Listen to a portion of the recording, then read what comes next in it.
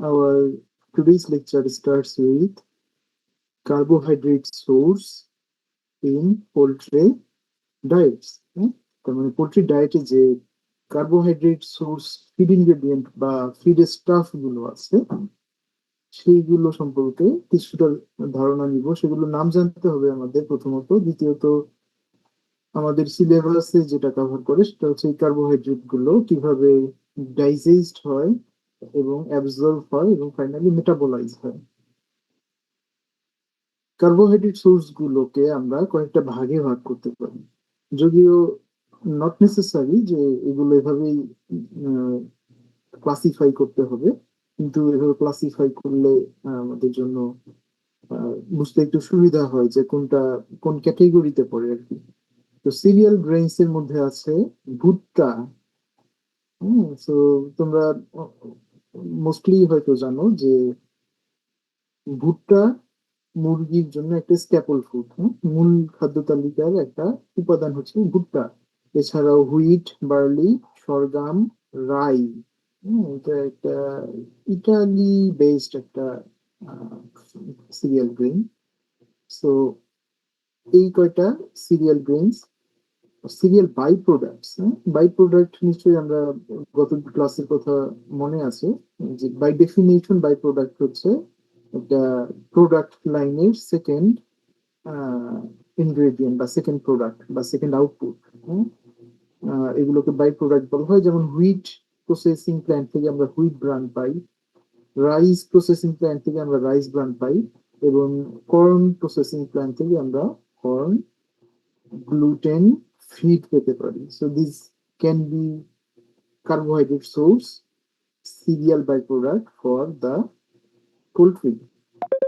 And there are some root and tuber crops as well, which are providing carbohydrate and can be mixed in the ration of poultry. Example includes cassava and sweet potato. And out of the agro-industrial byproduct, uh, these are also agro-industrial byproduct, but I mean, you can write molasses here also, agro-industrial byproduct. But this is a special product which is rich in energy or sugar. So this is a sugar-rich ingredient which is known as the molasses. So এটা একটা sugar কেন industry by product, বা বাংলায় আমরা এটাকে চিটা গুড় বলি।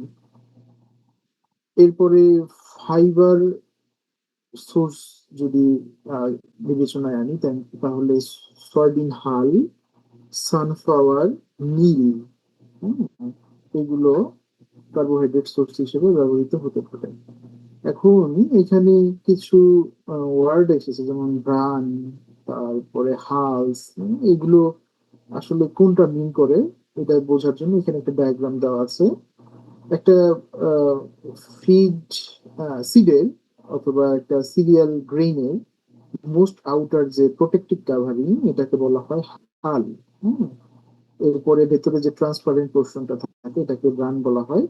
ব্রানের ভেতরে এটা যেহেতু রাইস গ্রেইন দিয়ে এক্সাম্পল দেওয়া আছে, এই গ্রেইনটা হচ্ছে হোয়াইট রাইস গ্রেইন, এবং এই গ্রেইনের একটা পার্টিকুলার পোর্শন থাকে যেটাকে জার্ম বলা হয়। এটা জার্ম বলার কারণ হচ্ছে এটাকে আমরা স্টেম সেলের সাথে তুলনা করতে পারি। এনিমেলের ক্ষেত্রে আমরা স্টেম সেল অথবা জার্ম বলি, একইভাবে প্ল্যান্টের ক্ষেত্রে এটাকে জার্ম অথবা স্টেম সেল বলা হয়। এটা এমন একটা সেল যে সেলটা can be differentiated into any kind of cell. এই সেলটা যে কোনো ধরনের সেলে রূপান্তরিত হতে পারে। ওকে, তার মানে এই সেলটার ক্যাপাবিলিটি আছে এটা থেকে নতুন জীবন উৎপন্ন করার। এখান থেকে কিন্তু নতুন চারা হয়। একইভাবে যখন হিউম্যান অথবা কোনো এনিমেল এমব্রায়োনিক ডেভেলপমেন্ট হয়, যখন ফার্টিলাইজেশন হয়, ফার্টিলাইজেশনের পরে প্রথমে কিন্তু একটা সিঙ্গেল সেল ফার্টিলাইজড এমব্রায়ো থাকে, তাই না, বা জাইগোট। এরপরে সেটা মাল্টিপ্লিকেশন হয়।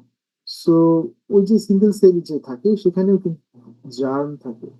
অ্যাকচুয়ালি হিউম্যানের ক্ষেত্রে বা ম্যামালস এর ক্ষেত্রে germ sell, female germ sell হচ্ছে ওভা অথবা ওসাইট, আর মেল জার্ম সেল হচ্ছে স্পার্ম। সো এই দুইটা জার্ম সেল একত্রিত হয়ে তারা ফার্টিলাইজ করে এবং সেখান থেকে কিন্তু প্রোপাগেশন হয়। তার মানে জার্ম সেলের একটা জীবন উৎপাদনকারী ক্ষমতা রয়েছে। যাই হোক, এটা ইরিলেভেন্ট আমাদের কোর্সের সাথে। We have just know this names. এখানে আমরা কর্ন গ্লুটেন মিলের কথা কিছুক্ষণ আগে বলেছিলাম, যে এটা একটা cereal based by product. So এটা এখানে জাস্ট দেখানো হয়েছে যে কর্ন গ্লুটেন মিলটা আসলে একটা কর্ন সিডের কোথায় থেকে আসে। এটা একটা প্রোটিন পোর্শন থেকে আসে। একটু জানলেই হবে এই সেমিস্টারের জন্য। Now our topic is to discuss about the digestion of carbohydrates in birds. Carbohydrate digestion primarily occurs in the small intestine. So বার্ডের ক্ষেত্রে কার্বোহাইড্রেট ডাইজেশন প্রাইমারিলি হয় small ইন্টেস্টাইনে। That doesn't mean that the digestion start at small intestine, সেটা মিন করে না, কিন্তু মিন করে হচ্ছে major portion is digested here. আমরা জানি যে কার্বোহাইড্রেটের ডাইজেশন মাউথ থেকে শুরু হয়, তাই না? এখানে বলা আছে initial stage starting at the mouth. So if we want to see the digestion process step by step, we have to go through the digestive tract, which start with the mouth. So এখানে salivary যে amylase থাকে মাউথে, এখানে carbohydrate digestion শুরু হয়। এরপরে crop এবং প্রোভেন্ট্রিকুলাস যেটা আছে, সেখানে ক্রপে তো খাদ্য কিছুক্ষণ জমা থাকে, সেই সুযোগে the feeding gradient becomes softened with saliva and gastric juice, and limited enzyme activity also occurs in these two sections. Enzyme activity আমরা যেটা ইন্ডিকেট করি যে the catalytic activity which influence digestion, হ্যাঁ। সো এনজাইম গুলো ডাইজেশনে catalyse হিসেবে কাজ করে বা ইনফ্লুয়েন্সার হিসেবে কাজ করে। এরপরে গিজার্ডে আমরা যেটা জানি যে এটা mechanical breakdown of the coarse feed ingredient happens here, then through that the surface area is increased, হ্যাঁ। সো একটা খাদ্য যত ভাঙা হয় তার সারফেস এরিয়া তত বাড়ে এবং ডাইজেশন ততটা ইজি গোয়িং হয়। এরপরে আসে দ্য স্মল ইন্টেস্টাইন, অথবা আমরা যেটা বলেছি main site of carbohydrate digestion. এই স্মল ইন্টেস্টাইনে অ্যামাইলেজ আবার অ্যাটাক করে। সো এই অ্যামাইলেজটা আসে প্যানক্রিয়াস থেকে। They break down the starch which is a polysaccharide into maltose, a disaccharide. So এখানে পলিস্যাকারাইড থেকে ডাইস্যাকারাইডে কনভার্ট হচ্ছে স্মল ইন্টেস্টাইনে। এখন আরো কিছু এনজাইম রয়েছে, যেমন ম্যালটেজ, সুক্রেজ, ল্যাকটেজ। এগুলোকে বলা হয় ব্রাশ বর্ডার এনজাইমস, এবং এগুলো প্যানক্রিয়াস থেকে সিক্রেটেড হয়। ফার্দার ব্রেকডাউন ডাইস্যাকারাইডস, ম্যালটোজটাকে আবার ব্রেকডাউন করে ইনটু মনোস্যাকারাইডস। মনোস্যাকারাইড যেমন গ্লুকোজ, ফ্রুক্টোজ, গ্যালাক্টোজে কনভার্ট করে। এই যে গ্লুকোজ, ফ্রুক্টোজ, গ্যালাক্টোজ গুলো আছে, এইগুলো কিন্তু অ্যাবজর্বেবল, মানে এগুলো অ্যাবজর্ব হতে সক্ষম। এর আগের ফর্ম পর্যন্ত, মানে ম্যালটোজ পর্যন্ত বা যখন ডাইস্যাকারাইড ছিল, তখন তারা অ্যাবজর্ব হতে পারতো না, এখন অ্যাবজর্ব হতে পারে এই ফর্মে। So the absorption procedure begins.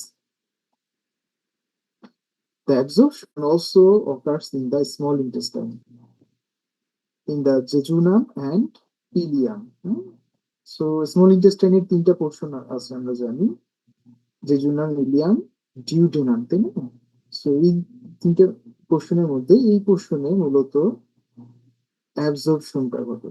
এখানে যে মেকানিজমটা হয় অ্যাবজর্পশনের জন্য, সেটা হচ্ছে এই যে আমাদের মনোস্যাকারাইড গুলো আছে, এগুলো বিভিন্ন ট্রান্সপোর্ট সিস্টেমের সাহায্য নেয়। সো এই ট্রান্সপোর্ট সিস্টেম গুলো যেমন এখানে একটা আছে হচ্ছে active transport system using sodium glucose transporters. This is the sodium glucose transporter. Okay, এটা গ্লুকোজ ট্রান্সপোর্টার। সো এই যে সোডিয়াম গ্লুকোজ একত্রিত হয়ে একটা ট্রান্সপোর্টার তৈরি করে, এই ট্রান্সপোর্টারের মাধ্যমে এই মনোস্যাকারাইড গুলো কিন্তু আহ, এই ব্লাড স্ট্রিমে ঢুকে যায়, ক্যাপিলারি অথবা ব্লাড ক্যাপিলারিতে চলে আসে, মানে অ্যাবজর্ব হয়ে গেল। এই যে জায়গাটা আমরা দেখতে পাচ্ছি, এটা হচ্ছে ইন্টেস্টাইনাল ওয়াল। হ্যাঁ, ইন্টেস্টাইনাল ওয়াল বা স্মল ইন্টেস্টাইনাল, এইটা হলো ওয়াল। এই ওয়াল ভেদ করে ট্রান্সপোর্টার গুলো ইউজ করে ব্লাড স্ট্রিমে চলে আসে। ওকে, আরো অন্যান্য ট্রান্সপোর্টারও ব্যবহার করে, যেমন গ্লুকোজ ট্রান্সপোর্টার 5 বা গ্লুকোজ 5 ট্রান্সপোর্টার। এগুলো ওয়ান্স অ্যাবজর্বড, একবার অ্যাবজর্বড হয়ে ক্যাপিলারিতে চলে আসলে monosaccharides enter the bloodstream via the portal vein and are transported to the liver। এবার এগুলো লিভারে চলে যায়। Metabolism of carbohydrate. এখন আমরা মেটাবলিজম সম্পর্কে জানবো, মানে আলটিমেটলি এই কার্বোহাইড্রেট গুলো কিভাবে ইউজ হয়, ইউটিলাইজ হয়। So after absorption glucose is utilised in several metabolic pathways. এখন মেটাবলিক পাথওয়ে অনেকগুলো হতে পারে। গ্লুকোজ একবার যেহেতু ব্লাডে চলে আসছে, এইখানে অনেকগুলো পাথওয়েতে গ্লুকোজ চলে যেতে পারে, যেখান থেকে তারা এনার্জি প্রডিউস করবে। এক নম্বর পাথওয়ে হচ্ছে গ্লাইকোলাইসিস। এইটা সকল সেলেই গ্লাইকোলাইসিস হয়, সাইটোপ্লাজমে হয় আর কি। So the glucose is broken down into pyruvate। Glycolysis প্রক্রিয়ার মাধ্যমে গ্লুকোজ থেকে কি তৈরি হয়, পাইরুভেট তৈরি হয়, এবং আলটিমেটলি পাইরুভেট থেকে এটিপি বা অ্যাডেনোসিন ট্রাইফসফেট বা এনার্জি তৈরি হয়। এখন এই যে পাইরুভেট তৈরি হলো, এই পাইরুভেট গুলো আবার মাইটোকন্ড্রিয়াতে প্রবেশ করে এবং সেখানে তারা কনভার্ট হয় অথবা বিক্রিয়া করে এখানে কার্বন ডাই অক্সাইড, ওয়াটার এবং আরো এটিপি প্রডিউস করে। সো এই ক্রেবস সাইকেলটা, এটা হচ্ছে মেজর এনার্জি সোর্স। এখান থেকে সবচেয়ে বেশি এই পাইরুভেটের মাধ্যমে সবচেয়ে বেশি এনার্জি প্রডিউস হয়। এই গ্লুকোজ থেকে গ্লাইকোলাইসিসে কিছু এটিপি তৈরি হয়, কিন্তু পাইরুভেটটা যেটা থাকে এটা থেকে যখন পাইরুভেটটা আর কি ক্রেবস সাইকেল অথবা ইলেকট্রন ট্রান্সপোর্ট চেইনে মাধ্যমে বিক্রিয়া ঘটায়, তখন আরো বেশি পরিমাণ এটিপি প্রডিউস হয়। এভাবে কিন্তু মেটাবলিজম হয়, কার্বোহাইড্রেট থেকে আমরা এনার্জি পেয়ে থাকি। আরো কিছু প্রসেস রয়েছে, যেমন গ্লাইকোজেনেসিস। সো গ্লাইকোজেনেসিসটা কি, যখন একটা এনিমেল প্রয়োজনের চাইতে বেশি কার্বোহাইড্রেট বা সুগার ইনটেক করছে, সো এত তার প্রয়োজন নেই বডি মেনটেনেন্স এর জন্য অথবা প্রোডাকশনের জন্য, এত প্রয়োজন নেই। এই এক্সেস গ্লুকোজ গুলো stored as glycogen in the liver and muscle। Glycogen হিসেবে এগুলো জমা হয়। তারপরে এটা আবার যখন এনিমেলের খাবারের শর্টেজ পড়ে, তখন কিন্তু এই গ্লাইকোজেন গুলো ভেঙে যায়, ভেঙে আবার গ্লুকোজে কনভার্ট হয় এবং সেখান থেকে আবার এটিপি তৈরি হয়। তো সেই প্রক্রিয়াটাকে বলা হয় গ্লাইকোলাইসিস। এটা তোমরা একটু নোট করে রাখো, GOLY, গ্লাইকো, LYSIS, গ্লাইকোলাইসিস বলা হয়। সো এটা গেল। গ্লাইকোজেনেসিসের মতো আরেকটা প্রক্রিয়া আছে, এটাকে বলা হয় লাইপোজেনেসিস। তো লাইপোজেনেসিস হচ্ছে একটা এনিমেলের তার গ্লাইকোজেন স্টোর করার ক্ষমতা ফুলফিল হয়ে গেছে, আর গ্লাইকোজেন স্টোর করার মতো তার ক্যাপাবিলিটি নেই।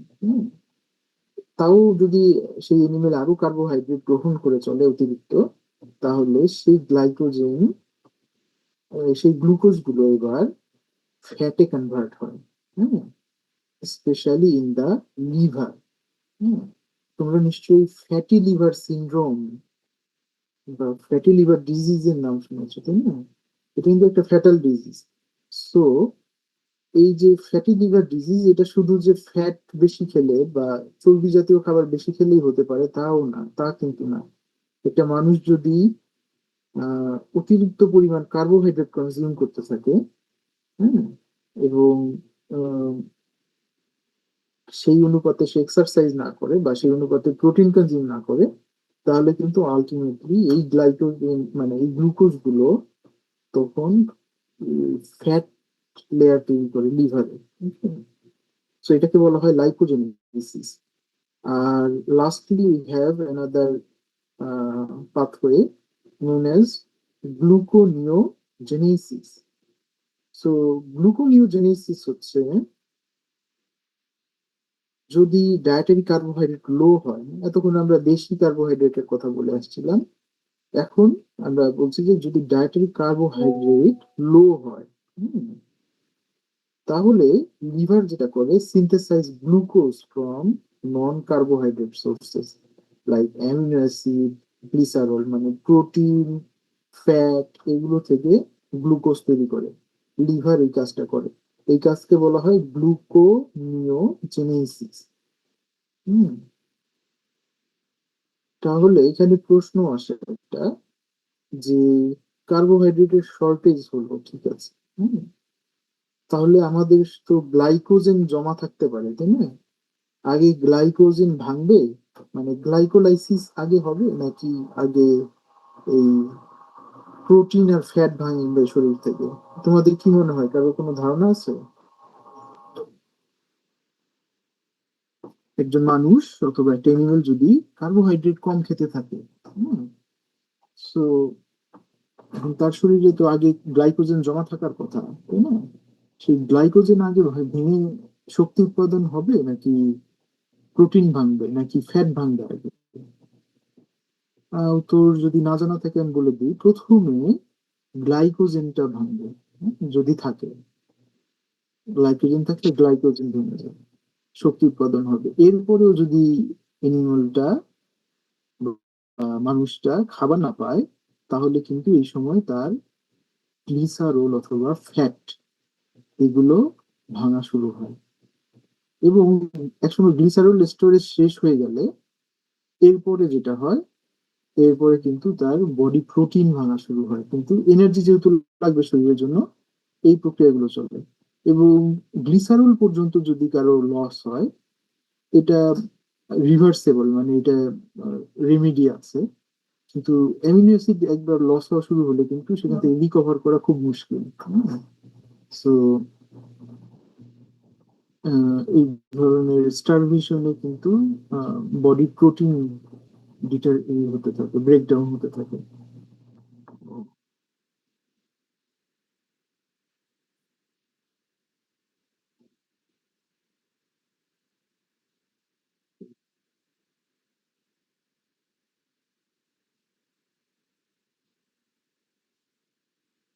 ঠিক আছে, তো এখানে সামারি আছে, আমরা যে কার্বোহাইড্রেট নিয়ে কথাগুলো বললাম, যা বলেছি সেটাই আছে এখানে।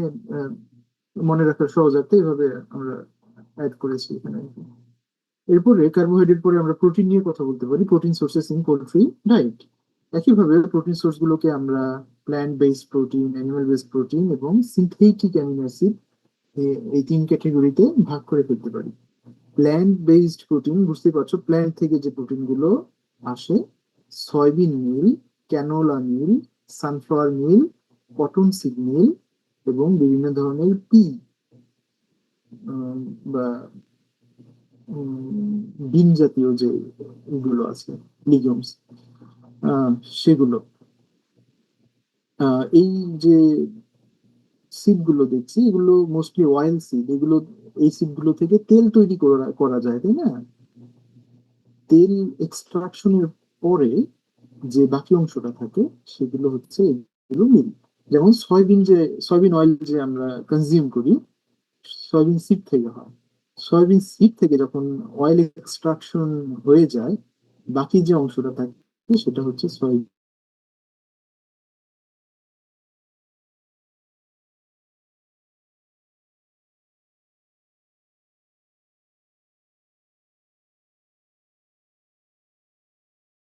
মিল, ভেজ প্রোটিন গুলোতে রয়েছে ফিশ মিল। এটা মাছ শুটকি করে বা রোদে শুকিয়ে তারপরে ফিশ মিল তৈরি করা হয়। হ্যাঁ, সো এটা বিভিন্ন ধরনের আহ, মাছ থেকে হতে পারে, মূলত সামুদ্রিক মাছ টার্গেট করা হয়, যেহেতু সমুদ্রে অ্যাবান্ডেন্টলি ফিশ পাওয়া যায় এবং অনেক ফিশ কনজিউম করা হয় না বা অনেক ছোট আকারে থাকে, সেক্ষেত্রে ওগুলো ইউজ করা হয়। মিট এন্ড বোন মিল, মিট এন্ড বোন মিলটা মূলত স্লটার হাউস যে ওয়েস্ট প্রোডাক্ট গুলো আছে সেখান থেকে বোন এবং মিট, অফালস এগুলো ইউজ করে তৈরি করা হয়। পোলট্রি বাই প্রোডাক্ট মিল, পোলট্রির যে বাই প্রোডাক্ট গুলো রয়েছে, যেমন গত ক্লাসে আমরা বলেছিলাম লিটার, তারপরে ফেদার, হ্যাঁ, এগুলো থেকে তৈরি করা যেতে পারে ব্লাড মিল। এনিমেল অথবা পোলট্রি এগুলোর ব্লাড থেকেও মিল তৈরি করা যায়। এখন in terms of the protein percentage, protein percentage বিবেচনায় কিন্তু এনিমেল বেসড ইনগ্রেডিয়েন্টে প্রোটিন পার্সেন্টেজ বেশি থাকে then the plant based protein, but there are some limitation in the animal based protein. That's why we incorporate mostly the plant based and কিছুটা আমরা animal based protein add করার চেষ্টা করি। So কেন এটা কম utilise করা হয় সেই সম্পর্কে আমরা সামনের লেকচারগুলোতে জানতে পারবো। আর এগুলো ছাড়াও, এই দুইটা ক্যাটাগরি ছাড়া যে সিনথেটিক অ্যামিনো অ্যাসিড রয়েছে, যেমন methionine, lysine, threonine, tryptophan etcetera, এই যে সিনথেটিক অ্যামিনো অ্যাসিড গুলো আছে এগুলো মূলত লিমিটিং অ্যামিনো অ্যাসিড বা ক্রিটিক্যাল অ্যামিনো অ্যাসিড। তার মানে এগুলো তো এসেনশিয়াল বটেই, এগুলো ফিড ইনগ্রেডিয়েন্টে অনেক কম পরিমাণে পাওয়া যায়, এই জন্য এগুলো আমরা সিনথেসাইজ করার চেষ্টা করি বিভিন্ন ভাবে এবং এগুলো বাজারে অ্যাভেলেবল থাকে।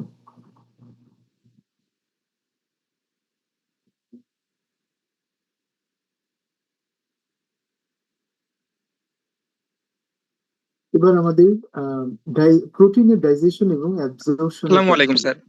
ওয়ালাইকুম সালাম। স্যার একজন জয়েন দেওয়ার চেষ্টা করতে।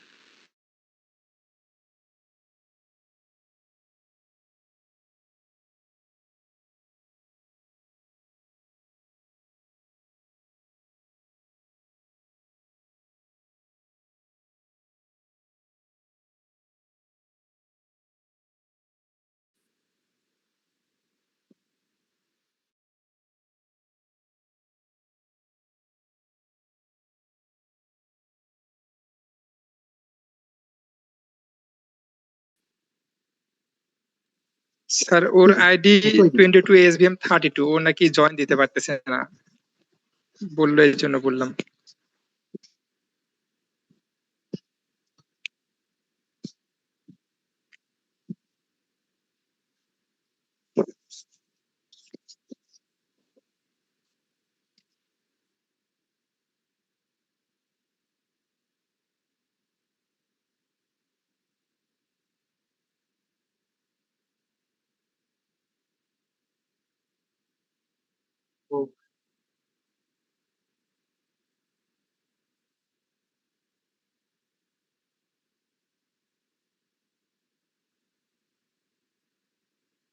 তোমরা কি পোল্ট্রি নিউট্রিশন গ্রুপে সবাই অ্যাড হয়েছো?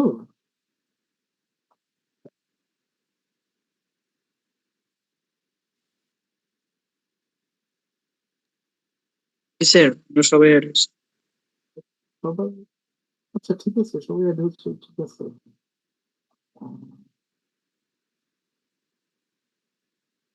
Okay. আমি লিঙ্কটা দিয়েছি ওকে, বললো যে এই লিঙ্ক দিয়ে এখন জয়েন করতে পারে কিনা দেখার জন্য। জি sir.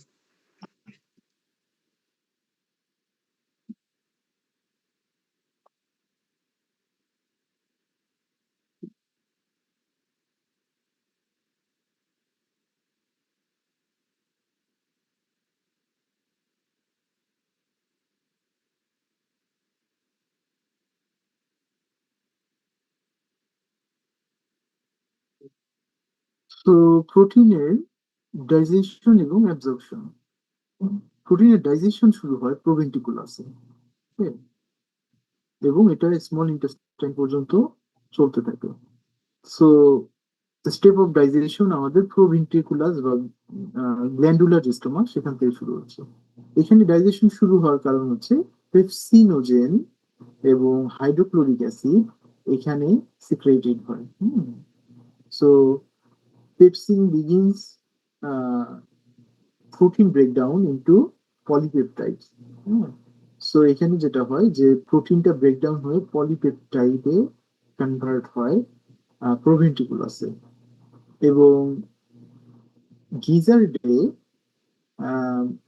Mechanical grinding aid in mixing feed with digestive enzymes. So proventriculus ventriculus গেল, এরপরে স্মল ইন্টেস্টাইনে চলে আসে। এখানে প্যানক্রিয়াস থেকে আবার ট্রিপসিন সিক্রেট হয়, কাইমোট্রিপসিন সিক্রেট হয়, এবং কার্বক্সি পেপটাইডেজ সিক্রেট হয়। সো এই যে এনজাইম গুলো সিক্রেট হচ্ছে প্যানক্রিয়াস থেকে, এইগুলো কি করে এই পলিপেপটাইডকে ভেঙে স্মল পেপটাইড এবং অ্যামিনো অ্যাসিডে কনভার্ট করে। তার মানে তারা ধীরে ধীরে ছোট হচ্ছে। তো এই যে অ্যামিনো অ্যাসিড যেটা পাওয়া গেছে এবং পেপটাইড পাওয়া গেছে, এগুলো কিন্তু absorbable. Intestinal enzyme like aminopeptides and dipeptidase further break down peptides into free amino acids. So এই পেপটাইড গুলোকে আবার ফ্রি অ্যামিনো অ্যাসিডে কনভার্ট করে। অ্যামিনো অ্যাসিড যেটা কনভার্ট হয়েছে এটা তো অলরেডি অ্যামিনো অ্যাসিড ফর্মেই আছে। মানে এই যে ট্রিপসিন কাইমোট্রিপসিন এই এনজাইম গুলোই কিছু প্রোটিনকে বা পলিপেপটাইডকে অ্যামিনো অ্যাসিডে কনভার্ট করে, আর কিছু গুলো করতে পারে না, সেগুলো পেপটাইড ফর্মে থাকে। আর এই যে অ্যামাইনো পেপটাইডেজ, ডাইপেপটাইডেজ, তারা আবার এই পেপটাইডস গুলোকেও ব্রেকডাউন করে ফ্রি অ্যামিনো অ্যাসিডে কনভার্ট করে। তার মানে এখন আমাদের ফাইনালি শুধু আছে অ্যামিনো অ্যাসিডস গুলো, তাই না? এই অ্যামিনো অ্যাসিডস গুলো absorbed in the jejunum and ileum of small intestine. Free amino acid এবং এই অতি ক্ষুদ্র যে পেপটাইড গুলো যেগুলো অ্যাবজর্ব হতে পারে, এগুলো আর অ্যাবজর্বড ভায়া অ্যাক্টিভ ট্রান্সপোর্ট মেকানিজম। সো গ্লুকোজের মতো এরা অ্যাক্টিভ ট্রান্সপোর্ট মেকানিজমের মাধ্যমে অ্যাবজর্বড হয় এবং তারপরে transported to the liver by the portal circulation, blood সার্কুলেশনের মাধ্যমে লিভারে পৌঁছে।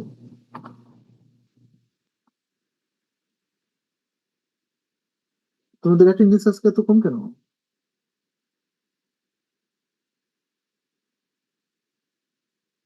25 জন মাত্র জয়েন করেছে।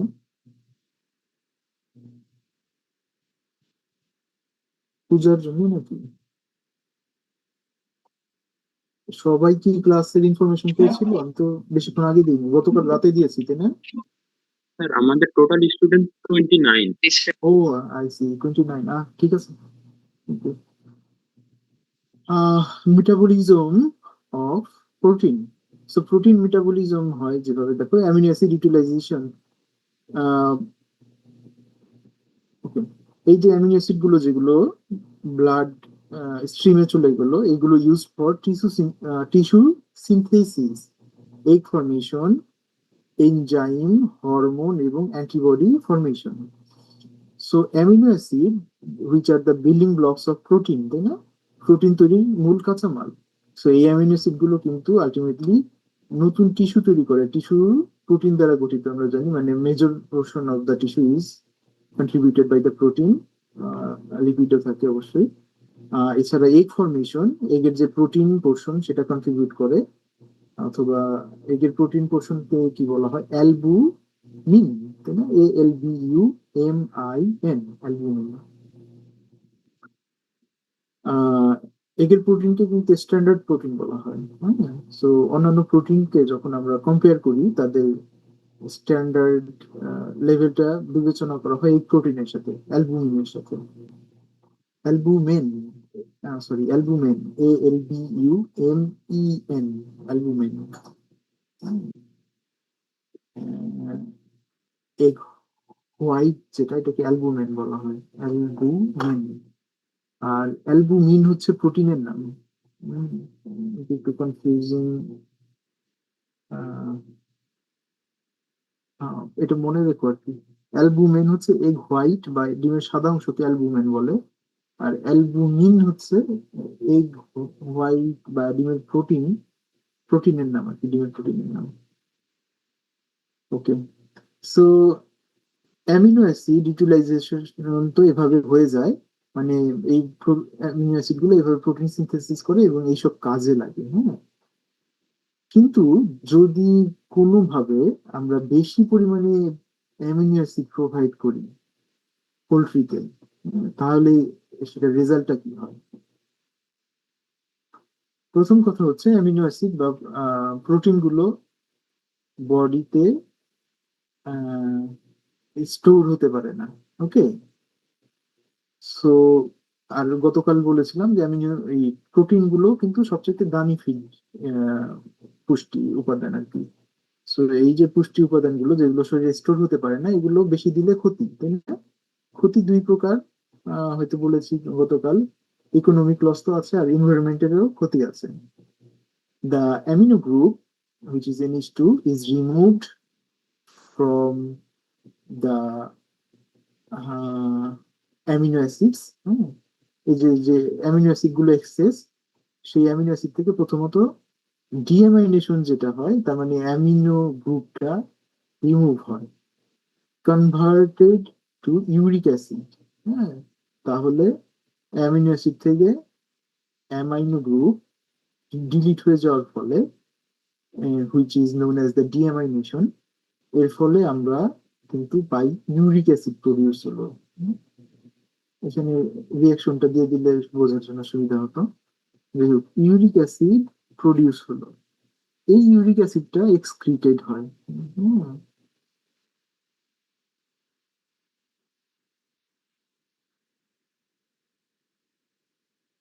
সো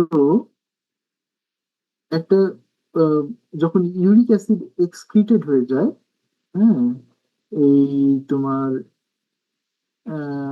অ্যামিনো অ্যাসিড থেকে, অ্যামিনো অ্যাসিড থেকে সরি একটু ভেঙে বলি, অ্যামিনো অ্যাসিড থেকে যখন আহ, হ্যাঁ, ডিঅ্যামাইনেশনের মাধ্যমে অ্যামিনো গ্রুপ বাদ পড়ে, তখন শুধু ইউরিক অ্যাসিড উৎপন্ন হয় না, হয় যে তা না, তার সাথে কার্বন স্কেলেটনও একটা থাকে। হ্যাঁ, কার্বন স্কেলেটনও থাকে। ইউরিক অ্যাসিড তো বের হয়ে যাবে ইউরিন অথবা ফিসিসের সাথে, কিন্তু কার্বন স্কেলেটনটা রয়ে যায়। এটা আবার energy used for energy or converted into glucose or fat. হ্যাঁ, এটা এনার্জি তৈরিতে অথবা গ্লুকোজ এবং ফ্যাটে কনভার্ট হয়।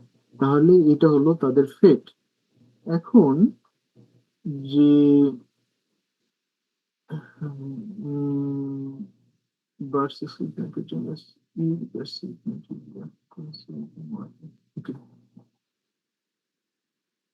এখন অন্যান্য প্রাণী কিন্তু ইউরিনের সাথে ইউরিয়া সিক্রেট করে। হ্যাঁ, ইউরিয়া সিক্রেট করে, কিন্তু বার্ডের ক্ষেত্রে বার্ড ইউরিয়া সিক্রেট না করে ইউরিক অ্যাসিড ফর্মেই এটা সিক্রেট করে। ইউরিক অ্যাসিড ফর্মে যেভাবে সিক্রেট করে সেটা হচ্ছে ইউরিয়া যেটা, এটা কিন্তু ওয়াটার সলুবল। হ্যাঁ, এইটা পানির সাথে মিশে এক্সক্রিট হতে হয়, কিন্তু ইউরিক অ্যাসিড এটা পানির সাথে মিশে এক্সক্রিট হওয়ার প্রয়োজন নেই। এটা ওই ফিসিসের যে সলিড পোর্শন সেটার সাথে মিশে এক্সক্রিট হয়, এই জন্য এখানে এটা এক্সক্রিশনের জন্য আলাদা করে পানির খরচ হয় না। হ্যাঁ, সেটা বলেছে যে এই প্রক্রিয়ার মাধ্যমে কিন্তু ওয়াটার কনজার্ভ করে তারা, তার মানে ওয়াটার বডিতে ধরে রাখে। ওকে, দেখি আহ, ঠিক আছে, আমার মনে হয় আম, এই প্রসেসটা আমি হয়তো তোমাদেরকে আরেকটা স্লাইড দিয়ে দিব, যে কিভাবে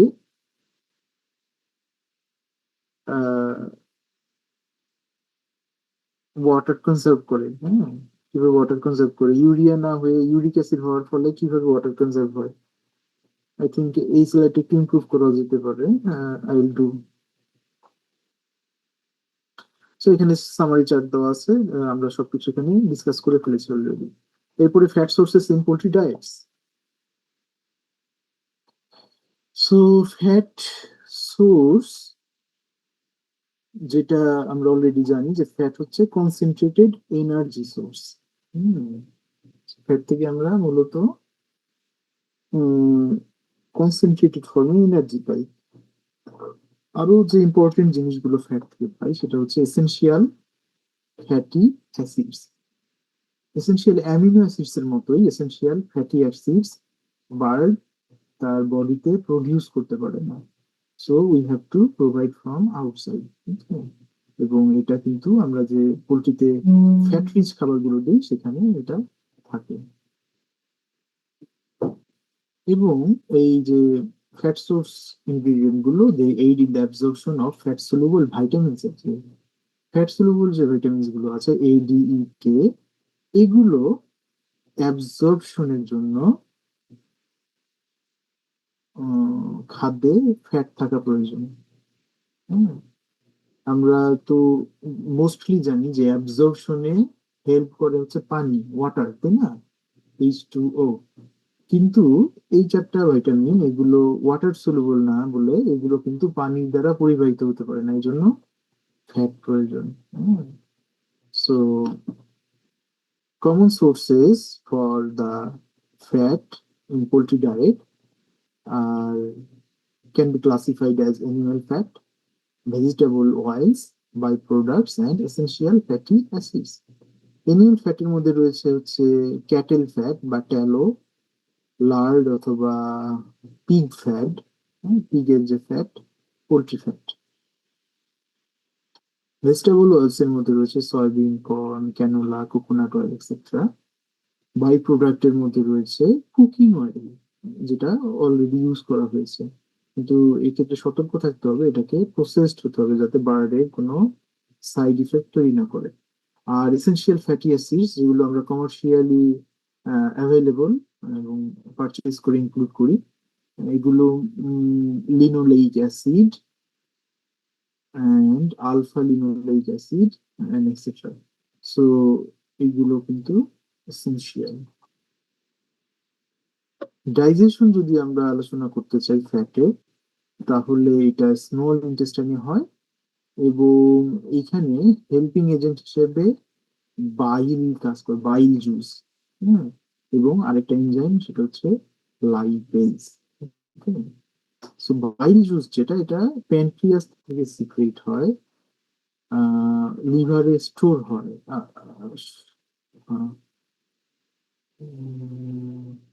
এখানে যদিও বলা আছে লিভার সিক্রেটস বাইল, তো বাইল প্যানক্রিয়াস থেকে সিক্রেট হয়ে লিভারে জমা থাকে এবং লিভার থেকে প্রয়োজন সাপেক্ষে সেখান থেকে ধীরে ধীরে রিলিজ হয়।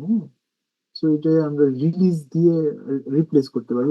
Liver releases the bile which emulsifies fat into small droplets। তাহলে এই বাইল জুসের যে কাজ সেটা হচ্ছে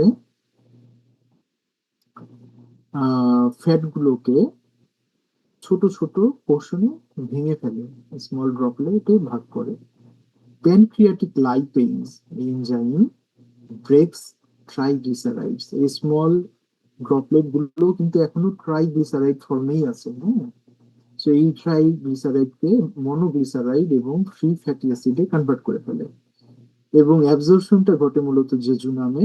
এখানে মনোগ্লিসারাইড এবং ফ্রি ফ্যাটি অ্যাসিড যেগুলো রয়েছে এগুলো অ্যাবজর্ব হয়।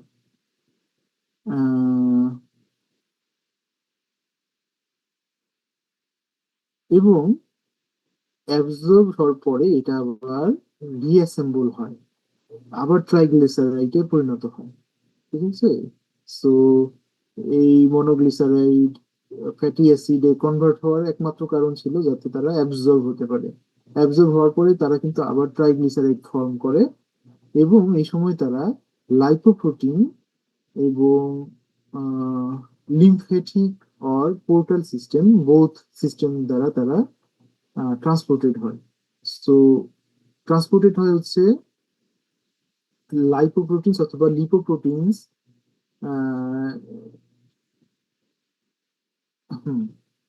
এই ট্রাইগ্লিসারাইড গুলো দে আর প্যাকড ইনটু লাইপোপ্রোটিনস, মানে হচ্ছে এক প্রকার প্রোটিনের সাথে তারা সংযোগ স্থাপন করে এটাকে লাইপোপ্রোটিন ফর্মে আসে তারা, এবং এই লাইপোপ্রোটিন গুলো পরবর্তীতে লিম্ফেটিক ভ্যাসেল বা লিম্ফেটিক সেল এবং পোর্টাল ভ্যাসেল বা পোর্টাল সিস্টেমের মাধ্যমে এটা ট্রান্সপোর্টেড হয়। মেটাবলিজম অফ ফ্যাট, মোটামুটি মোস্টলি তারা এনার্জি প্রোডাকশনের জন্য ব্যবহৃত হয়। এছাড়া সেল মেমব্রেন সিনথেসিস, সেল মেমব্রেনের একটা মেজর পোর্শন কিন্তু যে লাইপোপ্রোটিন বা লিপোপ্রোটিন, যেটা কিছুক্ষণ আগে আমরা জানলাম, সেটা দ্বারা গঠিত। সো সেটাতে তারা ভূমিকা রাখে। হরমোন, এনজাইম, এগুলো প্রোডাকশনে ফ্যাট ভূমিকা রাখে। এগ ইয়ক ফর্মেশন, ডিমের কুসুম তৈরিতে এই ফ্যাটের ভূমিকা রয়েছে। ফ্যাট যদি বেশি দেওয়া হয় এটা অ্যাডিপোজ টিস্যুতে জমা হয়। So mainly under the skin and in the abdomen. তো আমরা ব্রয়লার কাটলে দেখতে পারি চামড়ার নিচে মূলত ফ্যাট থাকে, আর পেটে থোকা থোকা ফ্যাট থাকতে পারে যদি বেশি ফ্যাট জমা হয়। Fatty acid oxidation occurs in mitochondria to produce ATP. So এই ফ্যাট থেকে যদি এটিপি প্রডিউস করার প্রয়োজন হয় সেটা মাইটোকন্ড্রিয়াতে ঘটে এবং সেখানে অক্সিডেশনের মাধ্যমে এটিপি প্রডিউস হয়। এটা সামারি চার্ট গেল। এরপরে আমাদের চ্যাপ্টারের নাম হচ্ছে ফিড ইনগ্রেডিয়েন্টস। ওকে, আমরা আরো কিছুক্ষণ কন্টিনিউ করি। তোমাদের ক্লাস আছে নাকি আজকে আরো?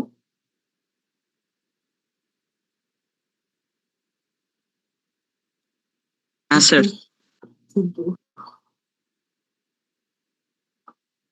তাহলে আমরা একটু ব্রেক নিয়ে নিই। এখন কত বাজে?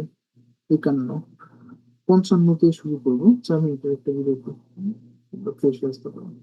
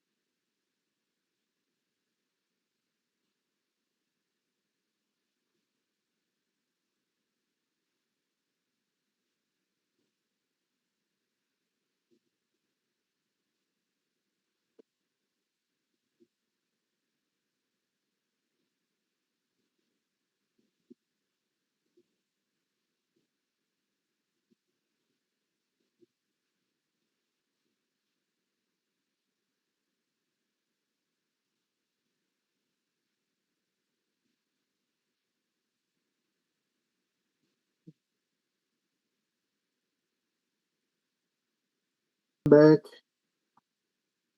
ফিড ইনগ্রেডিয়েন্টস, এটা আমাদের নতুন চ্যাপ্টার পারহ্যাপস। তো আমরা ফিড স্টাফের ডেফিনিশন জেনেছি, একই ডেফিনিশন এখানেও। খাদ্য উপাদান আর কি, যেগুলো রেশনে ব্যবহার করা হয়। ফিড ইনগ্রেডিয়েন্ট গুলোকে আমরা যে দুটা মেজর ভাগে ভাগ করি, একটা হচ্ছে কনভেনশনাল ফিড ইনগ্রেডিয়েন্ট আর একটা নন কনভেনশনাল। কনভেনশনাল হলো যেগুলো সচরাচর ব্যবহার করা হয়, ওয়াইডলি অ্যাভেলেবল, প্রাচুর্যতা রয়েছে, এবং ওয়েল রিসার্চড, যেগুলো নিয়ে গবেষণা করা হয়েছে যথেষ্ট।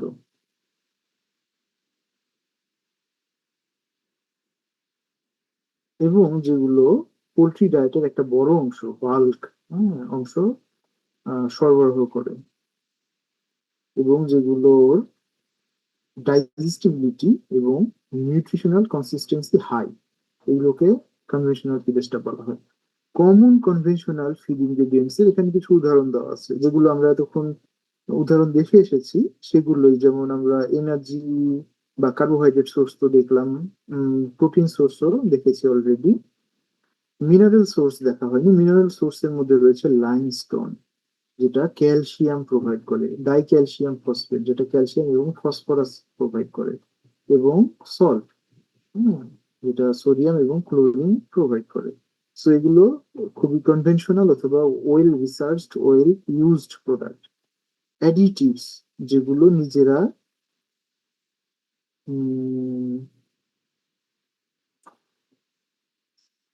additives, supplements,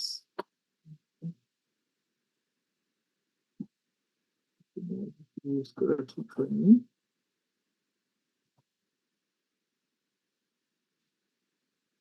সাপ্লিমেন্টস ইউজ করা উচিত।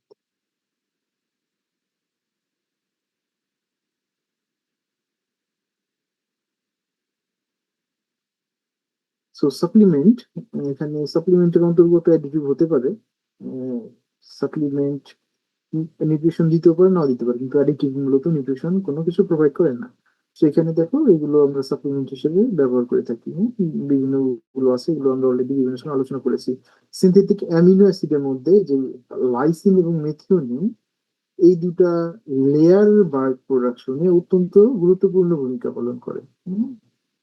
লাইসিন যেটা, এটা ডিমের সংখ্যা বাড়ায়, বেশি সংখ্যক ডিম দিতে ইনফ্লুয়েন্স করে লাইসিন। মেথিওনিন যেটা করে সেটা হচ্ছে ডিমের সাইজ বড় করে, আকারে ডিম বড় করে। এই জন্য এই দুটো অত্যন্ত এসেন্সিয়াল। নন কনভেনশনাল ফিড ইনগ্রেডিয়েন্ট গুলোর মধ্যে আগে ডেফিনিশনটা আমরা জানি, যেটা হচ্ছে লেস কমনলি ইউজড ইনগ্রেডিয়েন্ট। তাহলে নন কনভেনশনালের প্রথম শর্ত হচ্ছে এটা বেশি ব্যবহার করা হয় না। তারপর এটা লোকালি অ্যাভেলেবল। বিভিন্ন এলাকায় বিভিন্ন ফিড ইনগ্রেডিয়েন্ট নন কনভেনশনাল হিসেবে বিবেচিত হতে পারে, সেটা লোকালি অ্যাভেলেবল হবে, ইন্টারন্যাশনালি হয়তো অ্যাভেলেবল না, বা ন্যাশনালিও হয়তো অ্যাভেলেবল না। লো কস্ট, দাম কম, অথবা এগুলো বাই প্রোডাক্ট হতে পারে। এগুলোর কিছু লিমিটেশন থাকে, যেমন হাই ফাইবার, আঁশ জাতীয় উপাদান বেশি থাকে এগুলোতে, অনেক সময় দেখা যায় লো প্যালাটিবিলিটি, স্বাদ কম হয়, presence of anti nutritional factors, হ্যাঁ নিউট্রিশনকে রোধ করে এই ধরনের ফ্যাক্টর ন্যাচারালি অনেক ক্ষেত্রে থাকে এইসবে। অর ভ্যারিয়েবিলিটি ইন নিউট্রিয়েন্ট কন্টেন্ট, অথবা নিউট্রিয়েন্ট কন্টেন্ট অনেক ভ্যারি করে, যেমন একটা গাছে নিউট্রিয়েন্ট কন্টেন্ট ভালো, আরেকটা গাছ পাশে আরেকটা গাছে দেখা যাচ্ছে নিউট্রিয়েন্ট কন্টেন্ট অনেক পার্থক্য। হ্যাঁ, কিন্তু can still be used partially in balanced diet, তারপরেও ব্যালেন্স ডায়েটে পার্শিয়ালি ইউজ করা যায় যদি সতর্কতার সাথে ব্যবহার করা যায়। এই ধরনের ফিড ইনগ্রেডিয়েন্টকে আমরা বলি non conventional feed ingredient. Example includes for energy and protein sources cassava root meal. এখানে এটা ছবি দিইনি, তোমরা কাসাভা চিনে থাকবে অনেকেই। কাসাভার রুট থেকে যে মিলটা তৈরি হয় এটাকে নন কনভেনশনাল বিবেচনা করা হয়। সুইট পটাটো মিল নন কনভেনশনাল, বানানা মিল, বেকারি ওয়েস্ট, মোলাসেস, ট্যাপিওকা মিল, অয়েল সিড লিগিউম। ট্যাপিওকা ঠিক এটা মানেটা আমি এই মুহূর্তে মনে নেই। আর বাই প্রোডাক্টস এর মধ্যে যদি আমরা নন কনভেনশনাল খুঁজি, তাহলে রাবার সিড মিল, সিসেম সিড কেক, তারপরে মোরিঙ্গা লিফ মিল। এই যে এইটা মোরিঙ্গা মানে সজিনা, হ্যাঁ এটা সজিনার উদাহরণ। তারপরে হচ্ছে লুসেনা, হ্যাঁ লুসেনা লিফ মিল, এটা বাংলাদেশে আছে, আমি দেখেছি। এটা বাবলা, সম্ভবত বাবলা পাতা। তারপরে জ্যাকবিন মিল, এটাকে জ্যাকবিন বলা হয়, এটাও সম্ভবত আছে। আর উইন্ড বিন মিল, এটা হচ্ছে উইন্ড বিন মিল। সো এই যে খুব বেশি পরিচিত না লোকালি অ্যাভেলেবল ইনগ্রেডিয়েন্ট গুলো, যেগুলোর পুষ্টিগুণ মোটামুটি ভালো, ইনফ্যাক্ট সজিনার পুষ্টিগুণ তো অনেক ভালো। সো এগুলো কিন্তু ব্যবহার করা যেতে পারে। এইটা সম্ভবত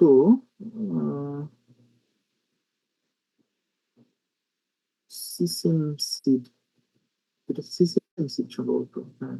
আর এটা হচ্ছে রাবার সিড মিল, এটা মানে রাবার সিড, এটা বা রাবার ফ্রুট, এখান থেকে যে সিড হয়, এই সিড থেকে মিল তৈরি করা হয়। রাবার ইন্ডাস্ট্রির বাই প্রোডাক্ট এটা। আর সিসেম সিড কেক হচ্ছে, এই যে সিসেম সিডটা আছে, এই সিসেম সিডের ভেতরে তেল থাকে, তাই না? ওই তেল এক্সট্রাকশনের পরে সিডটা কেক হিসেবে ব্যবহার করা যায়।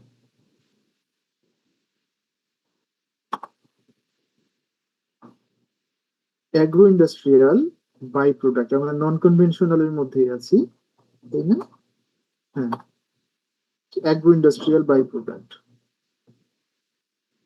ব্রিওয়ার্স ড্রাইড গ্রেইন, বিয়ার তৈরির যে উপকরণ, সেটার যে কাঁচামাল, গম, বার্লি, হ্যাঁ, বার্লির যে উচ্ছিষ্টাংশ বিয়ার তৈরি করে, সেটা ডিস্টিলার্স ড্রাইড গ্রেইন, ভুট্টা থেকে হয়, বা ওয়াইন তৈরির যে কাঁচামাল সেখান থেকে, উইথ সলুবলস, সো সলুবল সহ, মানে কিছুটা এখানে ওয়াটারি পোর্শন থাকে।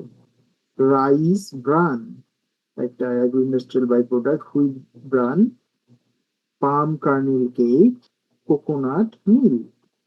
সো এইটা যেটা এখানে দেখা যাচ্ছে, এটা একটা পাম কার্নেল কেক। আবার মাস্টার্ড অয়েল কেকও কিন্তু এরকমই দেখতে। এগুলো ঘ্রাণ থেকে আহ, কি করা যায়, ডিফারেন্সিয়েট করা যায়, আর কেমিক্যাল অ্যানালাইসিস করলে তো সহজেই করা যায়। Coconut meal, this one. Animal and other waste material থেকে যে নন কনভেনশনাল ফিড ইনগ্রেডিয়েন্ট গুলো আসতে পারে, সেটা হচ্ছে পোলট্রি লিটার থেকে আসতে পারে, এটা নিয়ে আমরা গতকাল বলেছি। ইনসেক্ট মিল হতে পারে, যেমন ব্ল্যাক সোলজার ফ্লাই লার্ভা মিল, হ্যাঁ, এই যে এক নম্বরে আছে ব্ল্যাক সোলজার ফ্লাই লার্ভা। আর্থ ওয়ার্ম মিল, কেঁচো, এগুলোর ক্ষেত্রে কি করা হয়, যে ব্ল্যাক সোলজার ফ্লাই অথবা কেঁচো, এগুলো কিন্তু কাল্টিভেট করা হয়, কাল্টিভেট করে তারপরে এগুলোকে আহ, ই করা হয়, পিল করা হয় বিভিন্ন মাধ্যমে, যেমন লবণ দিলে মারা যায়, সো বা বরফ দিলে মারা যায়।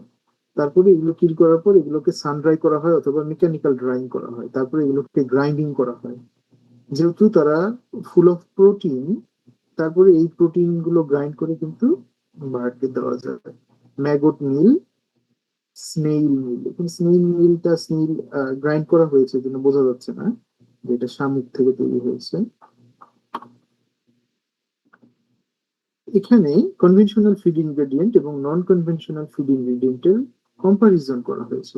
সো অ্যাভেলেবিলিটি আমরা জানি, একটা লোকালি অ্যাভেলেবল আর একটা ইন্টারন্যাশনালি অ্যাভেলেবল। কস্টটা কনভেনশনাল, যেহেতু এটা ওয়েল রিসার্চড এবং নিউট্রিয়েন্ট ইন্টেন্সিটি বেশি থাকে, এটা হাই কস্টলি হয়। নন কনভেনশনাল লেস কস্টলি হয়। ইউজেস লেভেল, এটাও বেশি প্রপোর্শন ব্যবহার করা হয়, এটা যদি ব্যবহার করা হয় কম। রিসার্চ বেশি একটা খুব একটা মানে বেশি হয়েছে রিসার্চ, আর এখানে হয়নি। Example this and this. এরপরে আমাদের যে টপিক সেটা হচ্ছে পোলট্রি রেশন ফর্মুলেশন। এখন আমরা যেহেতু ইনগ্রেডিয়েন্ট গুলো জানি এবং কোন ইনগ্রেডিয়েন্ট কি ধরনের নিউট্রিয়েন্ট প্রোভাইড করে সেই সম্পর্কে আমাদের একটা নলেজ হয়েছে, এখন আমরা রেশন ফর্মুলেশনের দিকে ধাবিত হতে পারি। সো রেশন ফর্মুলেশনটা হচ্ছে বিভিন্ন ফিড ইনগ্রেডিয়েন্ট গুলোকে একসাথে মেশানো। মেশানোর আগে আমরা হয়তো প্রসেস করে নিই, সেগুলোকে ভাঙি মেশিন দিয়ে, হ্যাঁ, এই ভাঙাটাকে বলা হয় গ্রাইন্ডিং, GRINDING, গ্রাইন্ডিং করা হয়। সো গ্রাইন্ডিং এর পরে আমরা মিক্সিং করে থাকি। এই মিক্সিংটা করা হয় সাইন্টিফিক্যালি, মানে আমার যে বার্ড গুলো রয়েছে তাদের বয়স এবং নিউট্রিয়েন্ট রিকোয়ারমেন্ট বিবেচনা করে সেই অনুপাতে আমরা মিক্সিং করে থাকি এবং সবসময় চেষ্টা করি যে যাতে নিউট্রিয়েন্ট কন্টেন্ট ম্যাক্সিমাম হয় বা অপটিমাম হয়, ম্যাক্সিমাম না সরি, অপটিমাম হয় উইথ লোয়েস্ট পসিবল কস্ট, সবচাইতে কম খরচে যেন করা যায়। Steps in cultivation formulation. So cultivation ফর্মুলেশনে যে স্টেপ গুলো ফলো করতে হবে, এক নাম্বার হচ্ছে আমাদের অ্যাকচুয়ালি জানতে হবে আমরা কাদের জন্য রেশন তৈরি করছি। এটা অ্যাকচুয়ালি আমরা সবসময় জানবো, যেহেতু আমরা একটা ফার্ম নিয়ে কাজ করব। হয় আমরা ব্রয়লার পালন করছি, অথবা লেয়ার, অথবা ব্রিডার, অথবা চিক্স। সো যে ধরনের পালন করি তাদের জন্য রেশন তৈরি করব। এখন এই যে যাদের জন্য আমরা রেশন তৈরি করব তাদের নিউট্রিয়েন্ট রিকোয়ারমেন্টটা অবশ্যই জানতে হবে, তাই না? ব্রয়লার, তার নিউট্রিয়েন্ট রিকোয়ারমেন্ট কত, লেয়ার সে ডিম পাড়ার আগে নিউট্রিয়েন্ট রিকোয়ারমেন্ট একরকম, ডিম পাড়া শুরু করলে আরেক রকম, তাই না? কিভাবে ব্রিডারের জন্য আবার নিউট্রিয়েন্ট রিকোয়ারমেন্ট কিছুটা ভিন্ন। সো আমাদের জানতে হবে যে আমরা আসলে কোন ক্লাসের জন্য রেশনটা ফর্মুলেট করছি। বিভিন্ন ক্লাসের পারপাস কিন্তু ভিন্ন, তাই না? এরপরে আমাদের জানতে হবে ওই ক্লাসটার নিউট্রিয়েন্ট রিকোয়ারমেন্ট কত বা কি।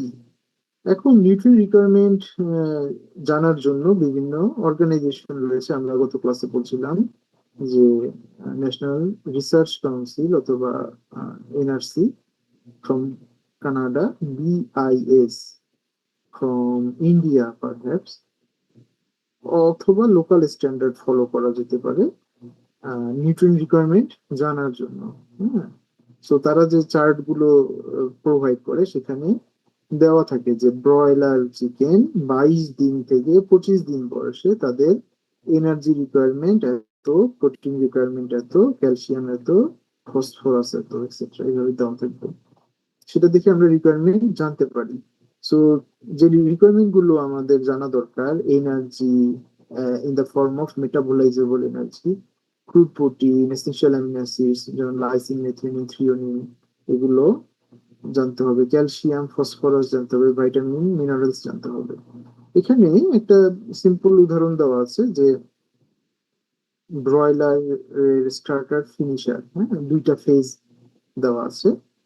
তাদের কোন ফেজে কত এনার্জি লাগে, কতটুকু প্রোটিন রিকমেন্ডেড, কতটুকু ক্যালসিয়াম এবং কতটুকু অ্যাভাইলেবল ফসফরাস রিকোয়ার্ড, এটা দেওয়া আছে। পাশাপাশি লেয়ার পিক প্রোডাকশনে মানে 32 থেকে 35 সপ্তাহ বয়সে তাদের কেমন রিকোয়ারমেন্ট সেটাও এখানে দেওয়া আছে। সো এটা তোমরা দেখে নিও। এটা এগুলো মনে রাখতে হবে, কারণ এগুলো ভাইভাতে প্রশ্ন করে বসে, তাই না? এগুলো standard requirement of broiler, layer and broiler and layer.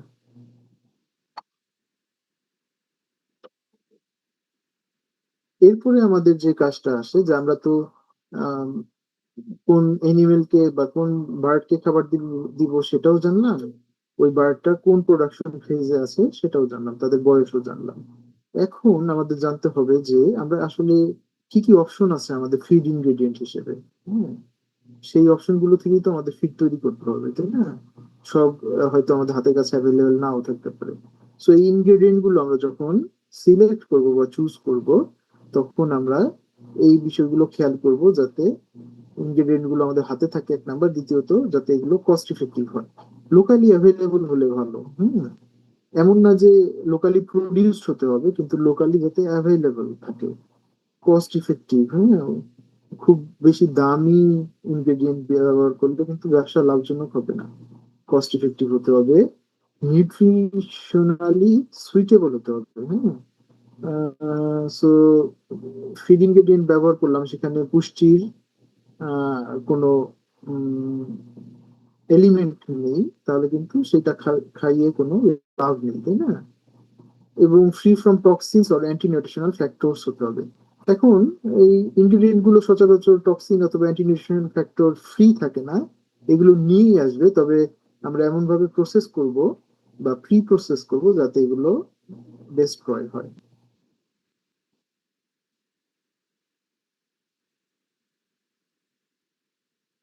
এবং আমাদের খেয়াল রাখতে হবে যে আমরা যাতে এনার্জি, প্রোটিন এবং ভিটামিন, মিনারেল, অ্যামিনো অ্যাসিড এগুলো যথাযথভাবে সরবরাহ করি। ঠিক আছে,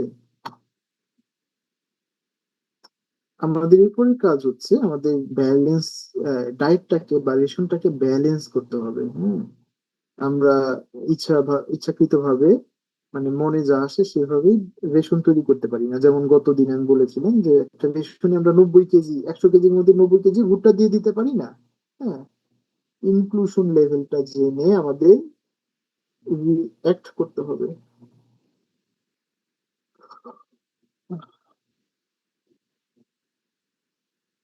তো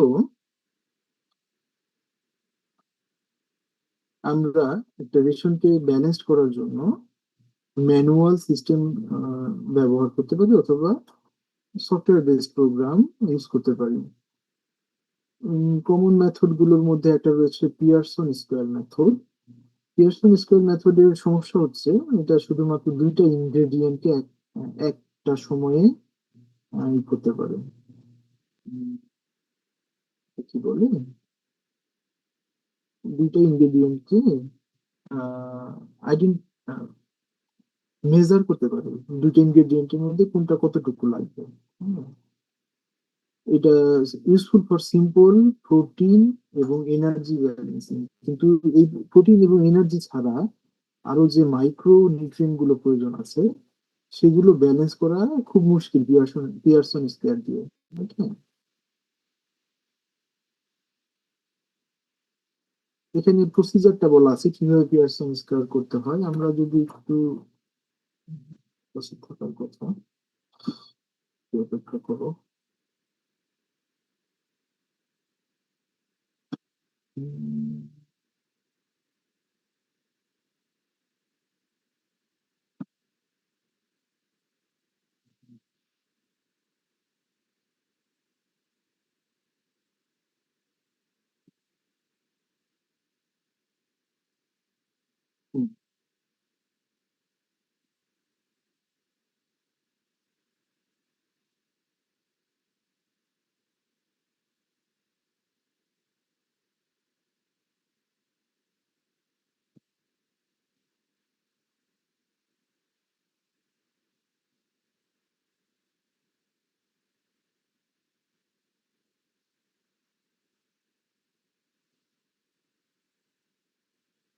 ওকে, পিয়ারসন স্কয়ার মেথড এটা আমরা পরের স্লাইডে আলোচনা করছি। উম,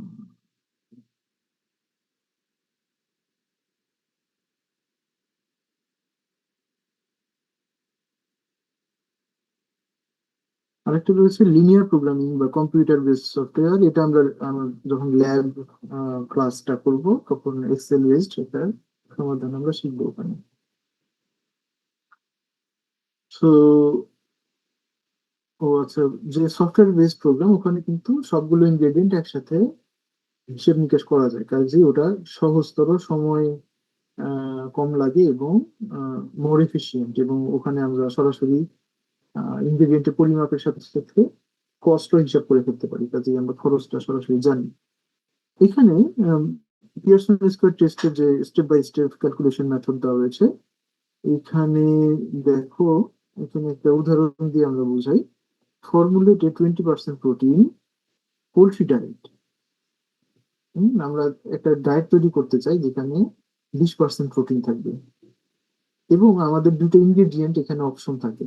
একটা এখানে বলা আছে যে মেইজ আছে আমাদের ইনগ্রেডিয়েন্ট, আর একটা আমাদের ইনগ্রেডিয়েন্ট হচ্ছে সয়াবিন মিল। হুম, সো এই দুটার আবার প্রোটিন পার্সেন্টেজ দেওয়া থাকবে।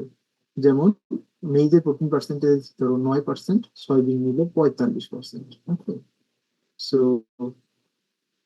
তিনটা ইনফরমেশন আমাদের দেওয়া আছে। একটা হচ্ছে আমাদের যে ফাইনাল রেশন, সেটার প্রোটিন পার্সেন্ট 20 হতে হবে। আর দুইটা ইনফরমেশন হচ্ছে আমরা মেইজ ইউজ করতে হবে, মেইজ ইউজ করতে হবে এবং সয়াবিন মিল ইউজ করতে হবে, এবং তাদের প্রোটিন পার্সেন্টেজও কিন্তু দেওয়া আছে, তাই না? এখন এটা ক্যালকুলেট করার নিয়ম হচ্ছে এরকম একটা পিয়ারসন স্কোয়ার রাখতে হয় এবং এটার এক প্রান্তে আমরা একটা ইনগ্রেডিয়েন্ট দিব। ফর এক্সাম্পল এখানে মেজ দেওয়া আছে 9%, আরেক প্রান্তে দিব সয়াবিন মিল বা সেকেন্ড ইনগ্রেডিয়েন্ট 45% সিপি। তারপরে আমরা সেন্টারে যেটা রাখবো এটা হচ্ছে আমাদের ডিজায়ার যে সিপি পার্সেন্টেজ। এখানে বলা হচ্ছে 20% সিপি হচ্ছে ডিজায়ার। এরপরে আমাদের কাজ হচ্ছে এখান থেকে এক্সট্রা সাবস্ট্রাক্ট করা, বিয়োগ করা। 9 এবং 20-এর মধ্যে বিয়োগফল হচ্ছে 11, 45 এবং 20-এর মধ্যে বিয়োগফল হচ্ছে 25। সো এটা কোনো সমস্যা নেই।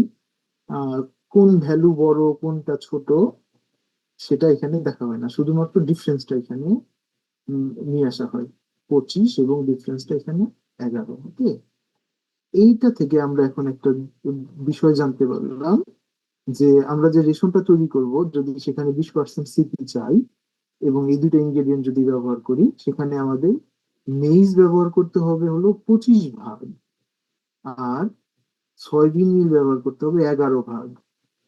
তার মানে তাদের রেশিও হবে 25:11।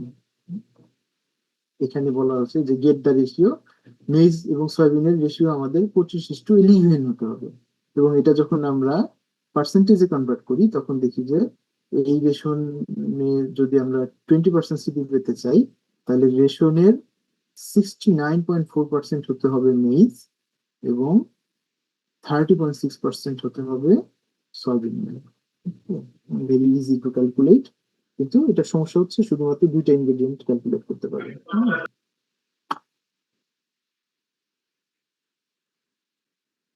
পোলট্রি রেশন ফর্মুলেশনে আরো কিছু আহ, রয়েছে, মানে স্টেপ রয়েছে। আমাদের মূল যে ফিড ইনগ্রেডিয়েন্ট গুলো সেগুলো অ্যাড করার পাশাপাশি নেসেসারি সাপ্লিমেন্টও অ্যাড করতে হবে।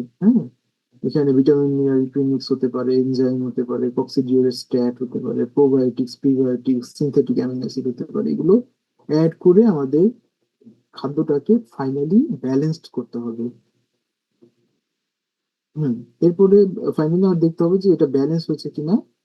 ব্যালেন্স দেখার জন্য কিছু কিছু ক্রাইটেরিয়া আছে, যেমন ক্যালসিয়াম ফসফরাস রেশিও। হ্যাঁ, এইটা হতে হবে লেয়ারের ক্ষেত্রে 10:1, ব্রয়লারের ক্ষেত্রে 2:1।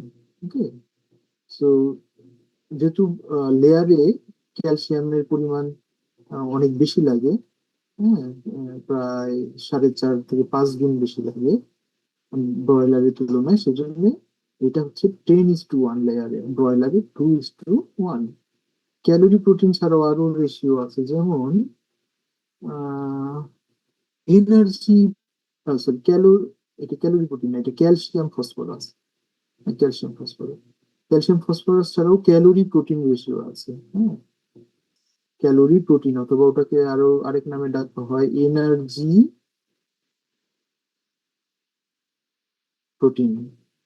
হ্যাঁ, এনার্জি প্রোটিনও বলা হয়। সো সেই ক্যালোরি প্রোটিনের রেশিওটাও প্রপারলি মেনটেন করতে হবে। ওটাও ব্রয়লারের জন্য একরকম, লেয়ারের জন্য একরকম, সেটা আমাদের পরবর্তী স্লাইডে আছে, ওখানে আমরা দেখবো। হ্যাঁ, ওই রেশিওটা আরো বড়, 135, 160:1 এরকম আর কি, যেহেতু এনার্জি এবং প্রোটিনের ইউনিটের অনেক পার্থক্য, তাই না? আহ এইটা গেল, আমরা ব্যালেন্স কিনা এটা চেক করব। তারপরে আমরা mix properly and test the feed. এরপরে যখন আমরা জানতে পারলাম যে এইভাবে মিক্স করলে এইটা হলো হবে, ব্যালেন্সড হবে, তারপরে আমরা ইনগ্রেডিয়েন্ট গুলো মিক্স করে ফেলবো এবং এইটাকে আমরা টেস্ট করতে পারি। টেস্ট করা বলতে এখানে ট্রায়ালের কথা বলা হচ্ছে, এনিমেলকে খাইয়ে তার পারফরমেন্স দেখে টেস্ট করতে পারি, যদিও এটা প্রয়োজন নেই যেহেতু আমরা আহ, এখন আহ, বিভিন্নভাবে জানি যে কোন বয়সে কতটুকু নিউট্রিয়েন্ট প্রয়োজন, ততটুকু যদি আমরা আহ, পেয়ে যাই তাহলে আর এখানে ট্রায়াল দেওয়ার কোনো প্রয়োজন নেই। তবে হ্যাঁ, ভালো কথা, রেকর্ড রাখা উচিত। আহ, তাহলে কিন্তু পরবর্তীতে ডিসিশন নিতে সুবিধা হয়, তাই না? ধরো যে আমরা calorie, sorry, calcium phosphorus ratio লেয়ারের ক্ষেত্রে 10:1 হওয়ার কথা, কিন্তু আমরা 11:1 দিয়ে খুব ভালো রেজাল্ট পেলাম। হ্যাঁ, সেটা যদি লিখে রাখি, রেকর্ড রাখি, তাহলে পরবর্তীতে কিন্তু সেভাবে ট্রায়াল দেওয়া যেতে পারে। হ্যাঁ, যদি ওটা জাস্ট একটা এক্সাম্পল দিলাম, ওটা ওয়েল এস্টাবলিশড অলরেডি। এখানে একটা স্যাম্পল ফিড ফর্মুলেশন দেওয়া আছে ব্রয়লার স্টার্টারের জন্য। হ্যাঁ, 1 থেকে 21 দিন বয়সী বাচ্চার জন্য ব্রয়লারের। সো এখানে ইনক্লুশন লেভেল দেওয়া আছে, দেখো কর্নের জন্য 55%। এটা কিন্তু বলে রাখা ভালো, এটা ইনক্লুশন লেভেল না। তোমরা ইনক্লুশন লেভেল এবং ইনক্লুশন এই দুটাকে মিশিয়ে ফেলো না। হ্যাঁ, গত ব্যাচে ভাইবা নেওয়ার সময় আমি খেয়াল করেছি, ইনক্লুশন লেভেল জিজ্ঞেস করলে অনেকেই এটা বলছিল যে 55%। এই রেশনে আমরা ইনক্লুড করেছি 55%, এই জন্য এখানে ইনক্লুশন লেখা আছে 55%, কিন্তু কর্নের ইনক্লুশন লেভেল কিন্তু 55 না। হ্যাঁ, এটা আরো হায়ার, সেটা আমরা পরবর্তীতে দেখবো। এই রেশনে এইভাবে একটা উম, ই করে 100% মিলানো হয়েছে। এটা তোমাদের পরীক্ষার জন্য এইটা ইম্পর্টেন্ট না মোটেও। রেশন ফর্মুলেশন আসলে আসতে পারে, সেটা ক্যালকুলেশন করে বের করতে হবে। এটা একটা স্যাম্পল, আমি জাস্ট উদাহরণ দিয়েছি যে কর্ন অ্যারাউন্ড 55%, সয়াবিন 30%, এভাবে দিয়ে 100% মিল করা হয়। তার মানে 100 কেজি যদি আমরা ফিড তৈরি করি, সেখানে 55 কেজি আমরা কর্ন দিতে পারি, 30 কেজি সয়াবিন মিল দিতে পারি। লবণ থাকে 0.5 কিলোগ্রামের মতো। হ্যাঁ, এরকম। সো এটা চলে গেল। এবার আমাদের যে টপিক, এটা হচ্ছে factors affecting selection of poultry feeding ingredients. এখন আমরা বুঝলাম যে আমরা রেশন তৈরি করতে পারি। হ্যাঁ, আমাদের সব ইনগ্রেডিয়েন্ট দিলে আমরা পারবো, কিন্তু সেই ইনগ্রেডিয়েন্ট গুলো কে দিবে? এটা তো as a farm manager or as a feed mill industry supervisor or manager, এটা তোমাদেরই কাজ হবে যে বেস্ট ইনগ্রেডিয়েন্ট গুলো পারচেজ করা, তাই না? সেই সময় আমরা কি কি বিষয় দেখে পারচেজ করব? সো আমাদের নিউট্রিশন গুলো দেখতে হবে, যে প্রতিটা ফিড ইনগ্রেডিয়েন্টের নিউট্রিটিভ ভ্যালু দেখতে হবে। যেমন ভুট্টা দিয়ে উদাহরণ দিলে তার এনার্জি কন্টেন্ট, তার প্রোটিন কন্টেন্ট, সেখানে amino acid profile, fibre, mineral, vitamin etcetera. এখন ভুট্টা একটা ভেরি ওয়েল রিকগনাইজড ইনগ্রেডিয়েন্ট, এবং এটার নিউট্রিয়েন্ট কম্পোজিশন খুব একটা ভ্যারি নাও করতে পারে, কিন্তু তারপরেও যেহেতু বাল্ক অ্যামাউন্টে কেনা হয়, ফিড ইন্ডাস্ট্রি গুলোতে কিন্তু 1 মাস 2 মাসের জন্য ইনগ্রেডিয়েন্ট কেনা হয়, মানে প্রচুর পরিমাণে। হ্যাঁ, 1000 টন এরকম পরিমাণে একটা ইনগ্রেডিয়েন্ট কেনা হচ্ছে। সো এই ইনগ্রেডিয়েন্ট গুলো যদি নিউট্রিটিভ ভাবে লো ক্যাটেগরির হয়, তাহলে কিন্তু আমাদের আলটিমেটলি বার্ডের পারফরমেন্স খারাপ হবে। কাজেই সব ক্ষেত্রে সতর্ক থাকা উচিত। এত বাল্ক অ্যামাউন্টে যেসব অর্গানাইজেশন এই ইনগ্রেডিয়েন্ট গুলো সাপ্লাই করে, মূলত তারাই কিন্তু ওই যে যে ব্যাচে আমরা ভুট্টাটা কিনবো, ওই ব্যাচের ভুট্টা তারা কেমিক্যাল অ্যানালাইসিস করে, প্রক্সিমেট অ্যানালাইসিস করে, ওখানে এনার্জি, প্রোটিন, দেন আদার নিউট্রিয়েন্টস কোনটা কি পরিমাণ আছে, তারা একটা চার্ট দিবে। সো সেটা দেখে আমাদের ডিসিশন নিতে হবে যে আমরা ওইটা কিনবো কি কিনবো না। আর শুধু ওটা দেখে স্যাটিসফাই হলেই হবে না, যখন চালানটা আমাদের ফিড মিল ইন্ডাস্ট্রিতে আসবে, মানে পারচেজ করার পরে, আসার পরে প্রথম যে ট্রাক আসে, সেই ট্রাক থেকে আমাদের স্যাম্পলিং করতে হবে। এবং প্রতিটা ফিড মিলে কিন্তু, লার্জ স্কেল ফিড মিলে ল্যাব থাকে। তো সেই ল্যাবে কিন্তু অতি দ্রুততার সাথে টেস্ট করে ফেলতে হয়। এবং এটা একটা ট্রাকই শুধু করা হয় না, কেননা অসাধু ব্যবসায়ী থাকতে পারে যারা কিন্তু একটা ট্রাক ভালো দিবে, বাকিগুলো খারাপ দিতে পারে। প্রতিটা ট্রাক থেকেই স্যাম্পল নিয়ে এটা ই করা হয়। সো ইন্ডিপেন্ডেন্ট স্যাম্পল কালেক্ট করে সেটা টেস্ট করে দেখা হয়। সো এইভাবে আমাদের নিউট্রিটিভ ভ্যালু এনশিওর করতে হবে। কস্ট অ্যান্ড অ্যাভেলেবিলিটিও আমাদের যাচাই করতে হবে। কেননা নিউট্রিটিভ ভ্যালু ভালো নিতে যে খুব হাই কস্টলি যদি আমরা ইনগ্রেডিয়েন্ট নিয়ে ফেলি, তাহলে সেটা কিন্তু বাজারে অন্য যে কোম্পানিগুলো বিক্রি করে তাদের সাথে কম্পিট করতে পারবে না, তাই না? তবে এখানে লসের পসিবিলিটি থাকে। অ্যাভেলেবিলিটি, আমাদের কিন্তু অবশ্যই মাথায় রাখতে হবে যে ফিড ইনগ্রেডিয়েন্ট এটা সারা বছর অ্যাভেলেবেল থাকে নাকি বছরে একটা সময় থাকে। যদি একটা সময় অ্যাভেলেবেল থাকে, এটা কি সারা বছরের জন্য কিনে রাখা যায়? এটা কি স্টোর করা পসিবল? হ্যাঁ, এই ধরনের চিন্তা ভাবনা থাকতে হবে। বা সারা বছরই হয়তো পাওয়া যায়, কিন্তু শীতের সময় হয়তো দামটা প্রতি কেজিতে 5 টাকা পর্যন্ত বেড়ে যায়। তাহলে তুমি কোন সময় পারচেস করবা বেশি পরিমাণে, যাতে এই খরচটা বেশি না হয়? এই ধরনের ডিসিশন তোমাকে নিতে হবে। অ্যান্টি নিউট্রিশনাল ফ্যাক্টর অথবা টক্সিনস আছে কিনা। আমরা জানি যে tannin, phytates, gossypol, trypsin inhibitor etcetera anti nutritional factor অথবা টক্সিনস, মাইক্রোটক্সিনও থাকে, এগুলো থেকে থাকে। হ্যাঁ, মাইক্রোটক্সিন যদিও একটা টক্স, মানে ন্যাচারালি অকারিং না, ওটা মোল্ড থেকে হয়। সো এই যে এইগুলো থাকে, আহ, হুম, এগুলো আমাদের বিবেচনায় রাখতে হবে। হ্যাঁ, আহ, বিশেষ করে এই মাইক্রোটক্সিন গ্রো করতে পারে এমন পরিবেশে তো স্টোর করা যাবে না, আর এমন কোনো জায়গা থেকে পারচেজও করা যাবে না। আর বাকি যে অ্যান্টি নিউট্রিশনাল ফ্যাক্টর গুলো আছে, এগুলো কিভাবে প্রসেস করলে আমরা এগুলো প্রপারলি ডিস্ট্রয় করব, সেই জ্ঞানও আমাদের থাকতে হবে, তাই না? যেহেতু আমরা ফিড তৈরি করব, প্রসেসিং এর মধ্যে দিয়ে তো অবশ্যই যাবে। সেই প্রসেসিংটা এমন ভাবে করা উচিত যাতে এই অ্যান্টি নিউট্রিশনাল ফ্যাক্টর গুলো ধ্বংস হয়। এরপরে আমাদের ইনগ্রিডিয়েন্ট গুলো সুস্বাদু কিনা সেটা মাথায় রাখতে হবে। তারপরে এগুলোর প্রসেসিং যোগ্য কিনা। হ্যাঁ, ইনগ্রেডিয়েন্ট গুলো, যেমন আমরা পিলেট খাদ্য তৈরি করতে চাই, তাই না? গত ক্লাসে আমি ছবি দেখিয়েছি, ক্রাম্বল, ম্যাশ, পিলেট। পিলেটিং যদি করতে চাই, যে ইনগ্রেডিয়েন্ট গুলো আমরা পারচেস করছি ওগুলো যদি খুব ড্রাই হয়, হ্যাঁ, অনেক শুকনা হয়, তাহলে কিন্তু পিলেটিং করা মুশকিল হয়ে যাবে, পিলেটিং হবে না। তো সেদিকে আবার ময়েশ্চার বেশি থাকলে সেটাও সমস্যা, ময়েশ্চার বেশি থাকলে কিন্তু মোল্ড গ্রো করে ফেলবে, কাজে আমরা স্টোর করতে পারবো না বেশি দিন।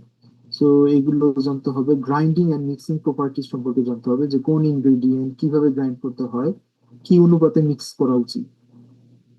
সচরাচর মিক্সিং যে প্রসেসটা, এটা গ্র্যাজুয়ালি করা হয়। দেখা গেল যে আমাদের যদি আমরা 500 কিলোগ্রাম ফিড তৈরি করছি, এরকম যদি হয়, তাহলে প্রথমে 50 কিলোগ্রাম মিক্স করা হয়, তারপরে 100 কিলোগ্রাম, তারপরে 200, তারপরে 400, তারপরে একসাথে 500, এরকম, হ্যাঁ, যাতে হোমোজিনাস মিক্সিংটা হয়।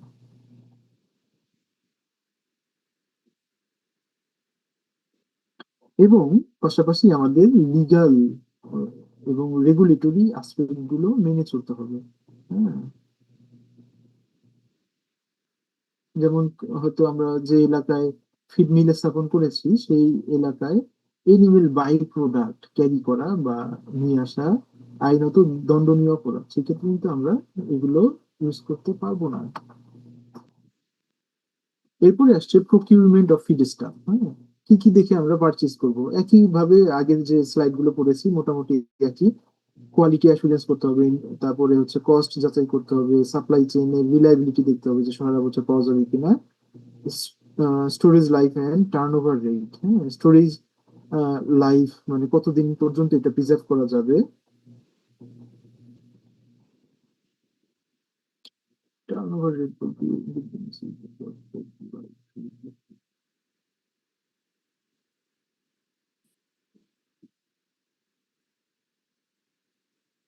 টার্ন ওভার রেট বলতে কি বলছি, ভুলে গেলাম।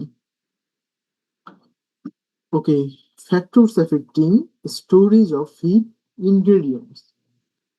সো আমরা পারচেজ করে ফেলেছি, এবার আমরা স্টোর করতে চাই ফিড ইনগ্রেডিয়েন্ট গুলো। একদিনে তো ওই যে 1000 টন খাদ্য তৈরি করা পসিবল না। একটা ফিড ইন্ডাস্ট্রি হয়তো ক্যাপাসিটি থাকে 50-60 টন একদিনে তৈরি করতে পারে, তাই না? সো এই যে 1000 বা 2000 টন খাদ্য ইনগ্রেডিয়েন্ট আমরা একসাথে পারচেজ করব, এগুলো কিভাবে স্টোর করতে হবে? উম, আমাদের ময়েশ্চার কন্টেন্ট যখন আমরা স্টোর করতে চাই, সেখানে ময়েশ্চার কন্টেন্ট কোনোভাবেই 12%-এর বেশি হতে দেওয়া যাবে না। In fact it should be less than 12। হ্যাঁ, কেননা মোল্ড গ্রো করে। হ্যাঁ, এটা একটা মেজর ইস্যু আমাদের ফিড স্টোরেজের জন্য, এটা খেয়াল রাখতে হবে। এবং ওয়ার্ম এবং হিউমিড কন্ডিশন যদি থাকে ওখানে কিন্তু মাইক্রোবায়াল গ্রোথটা ইনফ্লুয়েসড হয়, হ্যাঁ।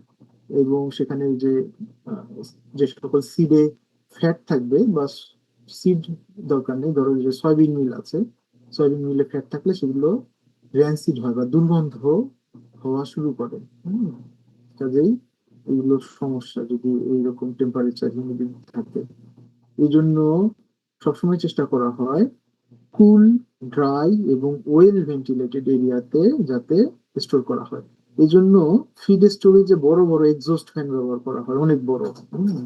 পোল্ট্রি ফার্মে যেমন ব্যবহার করা হয় ওগুলো দিন রাত 24 ঘন্টা ফ্যানগুলো চলে।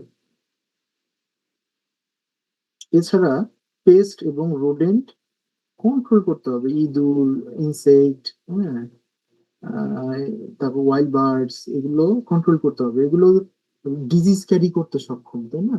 ধরো যে এগুলো বাইরে থেকে আসলো, আমাদের ফিডের যে বস্তাগুলো তার উপর বসলো, সেই ফিড গুলো আবার আমরা আমাদের বার্ডকে খাওয়ালাম, সেখান থেকে বার্ড ইনফেক্টেড হয়ে যেতে পারে। সো এদিকে আমাদের সতর্ক থাকতে হবে। Storage method and hygiene. So feed গুলো যখন আমরা স্টোর করব তখন প্যালেটে স্টোর করতে হয়, এটার নাম হচ্ছে প্যালেট, PALLET, প্যালেট। প্যালেট আরো সহজে চিনবা, বাসা বাড়িতে যে ফ্রিজ গুলো আমরা রাখি না, ফ্রিজ গুলো একটা প্লাস্টিকের ইয়ার উপর রাখা হয়, আগে কাঠের তক্তা ব্যবহার করা হতো, এগুলোকে প্যালেট বলা হয়। তো উদ্দেশ্য মোটামুটি একই রকম, যাতে ময়েশ্চার চলে না আসে ইয়াতে, খাবারের বস্তায়। ময়েশ্চার যেহেতু ওয়াল থেকে ময়েশ্চার খাবারে চলে আসতে পারে। এবং স্টোরেজ মেথডে আরেকটা জিনিস ইম্পর্টেন্ট, সেটা হচ্ছে ফার্স্ট ইন ফার্স্ট আউট। যে আহ, খাদ্যগুলো আরো 2 মাস আগে আসছে সেইগুলো কিন্তু আগে প্রসেস করতে হবে। আর যেগুলো আজকে মাত্র আসতেছে সেগুলো আরো অনেকদিন যেহেতু রাখা যাবে, তাহলে আগের খাদ্য আগে ব্যবহার করে ফেলতে হবে, যাতে তারা নষ্ট হওয়ার চান্স কম পায়। এবং রেগুলার ক্লিনিং করতে হবে ফিড স্টোরেজ রুমে। প্যাকেজিংটা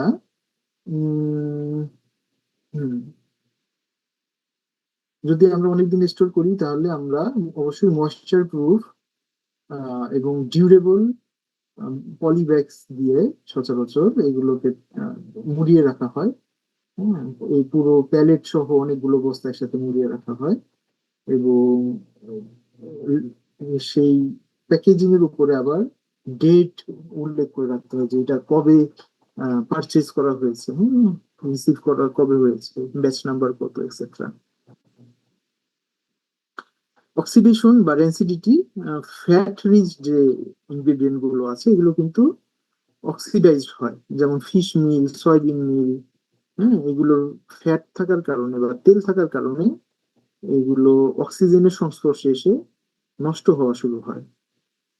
কাজেই আমরা লাইট এবং অক্সিজেন বা এয়ার থেকে দূরে রাখবো।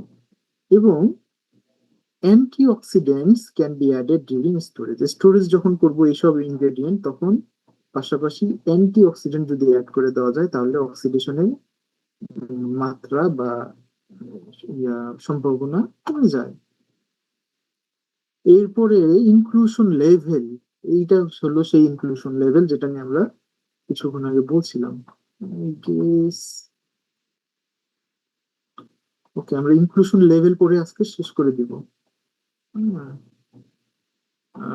Feeding system in poultry nutrition, এটা আগামীকাল, মানে আগামী ক্লাসে ইনক্লুশন লেভেলটা শেষ করি। ইনক্লুশন লেভেল আমরা বারবার বলেছি যে একটা ফিড ইনগ্রেডিয়েন্ট সর্বোচ্চ কত পরিমাণ ব্যবহার করা যাবে সেই মাত্রাটাকে বলা হয় ইনক্লুশন লেভেল। মেইজের ইনক্লুশন লেভেল 40 থেকে 65। তাহলে এটা আমরা 65% পর্যন্ত ব্যবহার করতে পারি। এভাবে হুইটের হলো 50 পর্যন্ত আছে, তারপরে সয়াবিন মিলে 20 থেকে 30, এইভাবে বিভিন্ন গুলো দেওয়া আছে। এগুলো তোমাদের জানতে হবে, কেননা ভাইভাতে এগুলো জিজ্ঞেস করা হয়। এখানে যেহেতু অনেকগুলো আছে, যে ইয়োলো মার্ক যে এগুলো টেবিলের অংশটা, এগুলো ভাইবার জন্য জানবা, বা থিওরি এক্সামের জন্য এগুলো জানলেই হবে। ওকে, এখানে ইনগ্রিডিয়েন্টের নাম, তাদের রোল, নিউট্রিয়েন্ট রোল এবং রিকমেন্ডেড ইনক্লুশন লেভেল দেওয়া আছে।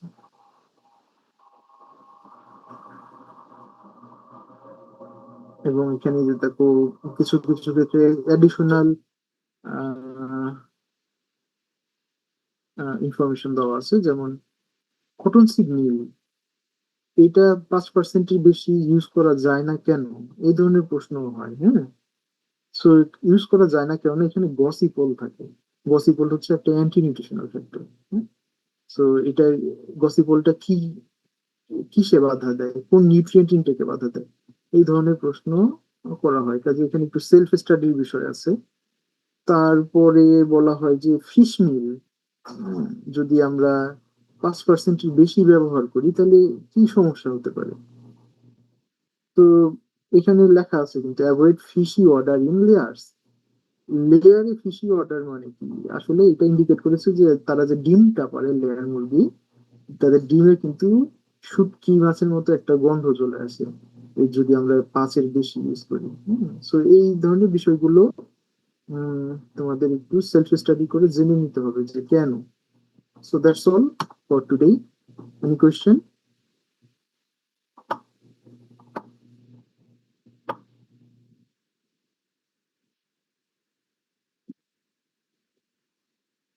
আজকে আমরা অনেক দূর প্রসিড করতে পেরেছি, ভালো কথা। 41 স্লাইড পর্যন্ত এসেছি। আমাদের লেকচারের স্লাইড আছে এখানে দেখা যাচ্ছে 97। তার মানে আমরা বেশ খানিক কভার করে ফেলেছি। মিড টার্ম আর একটা ক্লাস নিলে আশা করি মিড টার্মের সিলেবাস হয়ে যাবে। উম, অনেক পড়া।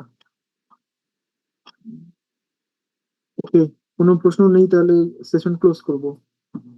শুনতে পাচ্ছ আমাকে? জি স্যার। ঠিক আছে, তাহলে তোমরা